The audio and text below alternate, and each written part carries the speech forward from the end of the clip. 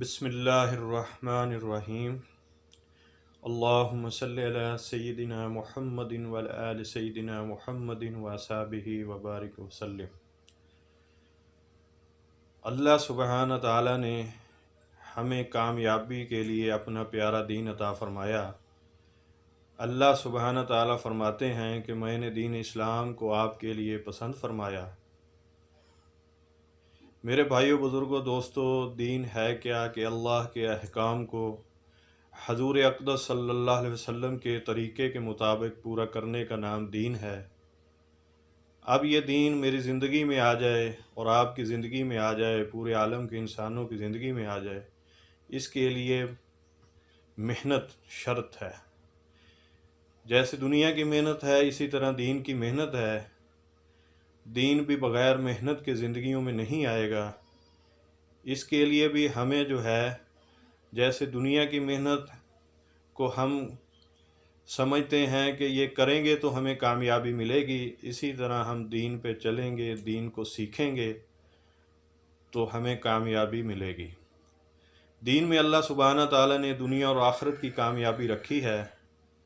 جس طرح ہمیں دنیا کی محنت سمجھ آتی ہے، اسی طرح اس سے کہیں زیادہ ضرورت جو ہے وہ دین کی محنت کی ضرورت ہے۔ انسان ماحول سے سیکھتا ہے، ماحول جو غالب ہوگا وہی انسان اس کو اپنائے گا، اسی کے تذکرے ہوں گے۔ جس ماحول کو آپ اپنے اوپر غالب رکھیں گے وہی ماحول ہماری زندگی میں آئے گا۔ اب یہ ماحول کیسے بنے، اس کے لیے جو ہے مسلسل ایک سوچ ہے، فکر ہے۔ ہمارے حضرات جو ہے اس کے لیے مسلسل ایک محنت کر رہے ہیں، اور یہ محنت ہم سب کے ذمہ ہے۔ ختم نبوت کی وجہ سے اللہ سبحانہ تعالیٰ نے یہ محنت ہمارے ذمہ لگائی ہے کہ یہ کار نبوت ہر کلمہ گو، ہر مسلمان کے ذمہ ہے۔ جس نے بھی کلمہ پڑھا ہے لا الہ الا اللہ محمد رسول اللہ، وہ اس محنت کا ذمہ دار ہے۔ تو میرے بھائیوں، بزرگوں، دوستو، انسان ماحول سے سیکھتا ہے۔ اب اس ماحول کو بنانا پڑے گا۔ آج ہمارے فارغ اوقات جو ہے وہ کس سمت جا رہے ہیں، وہ کہاں پہ گزر رہے ہیں، یہ ہم سب کو اس کا علم ہے۔ اس کے لیے جو ہے ہمیں اللہ کے راستے میں نکلنا بھی پڑے گا، اور اللہ سبحانہ تعالیٰ نے اس امت کی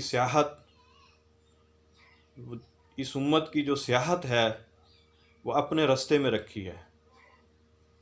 اللہ کے راستے کا خروج جو ہے وہ اس امت کی سیاحت ہے۔ آج ہماری صلاحیت کہاں لگ رہی ہیں؟ فضول جو ہمارے جو ہیں وہ صلاحیت فضول کاموں میں لگ رہی ہیں۔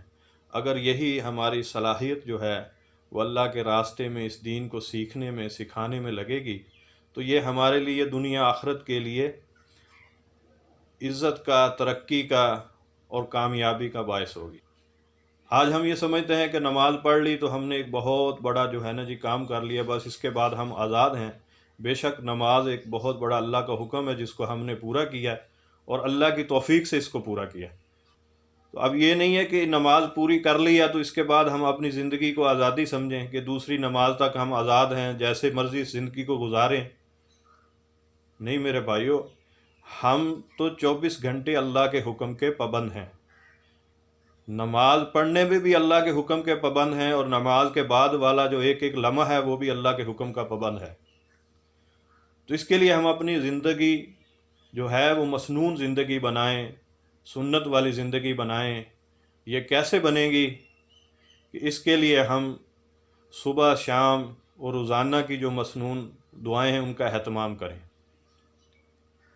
نماز کے بعد کی دعاؤں کا اہتمام ہو، اور اسی طرح 24 گھنٹے کی ہر دعاؤں کا اہتمام ہو۔